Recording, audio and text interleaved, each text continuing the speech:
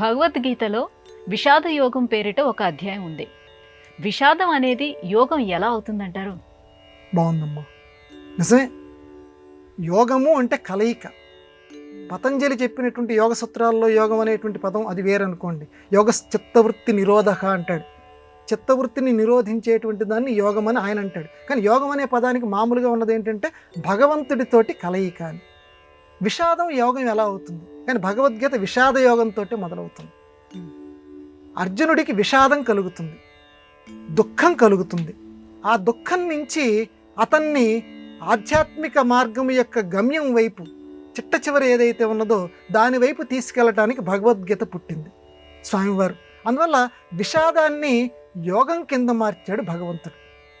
అంటే విషాదం యోగం ఎలా అవుతుందంటే భగవంతుడి దగ్గర గనక ఉంటే విషాదం యోగం అవుతుంది. మిగతా వాళ్ళ దగ్గర ఎప్పుడు ఏడుస్తూ కూర్చుంటావురా, నీకు ఇదేం పనిరా అని లౌకిక విషయాల వైపు ఎవడైతే ఏడుస్తూ ఉంటాడో వాడు నిజంగా యోగం రాదు. వాడికి నాకు ఇది రాలేదో, వాడికి వచ్చిందో, నా బతికింతేనో అని ఏడుస్తూ కూర్చుంటాడే వాడికి యోగం రాదు. కానీ భగవంతుడి పట్ల ఇదే ఏడుపు ఉందనుకోండి, లౌకిక విషయాల వైపు వెళ్ళకుండా, విషాదం అనేది ఎంత గొప్పదని ప్రస్తావించుకున్నామే, ఆ రకంగా భగవంతుడి పట్ల తీవ్రమైనటువంటి వాంఛ గనక ఉంటే అదే విషాదం యోగం కింద మారుతుంది. ఇది నడిచేటువంటి దేవుడు కంచిస్వామి చెప్పినటువంటి మాట. కాబట్టి ఇక్కడ కృష్ణుడు ఇతనికి వచ్చినటువంటి దుఃఖం మామూలు దుఃఖం కాదు. అర్జునుడికి వచ్చినటువంటిది అజ్ఞానంలోంచి వచ్చినటువంటి దుఃఖం.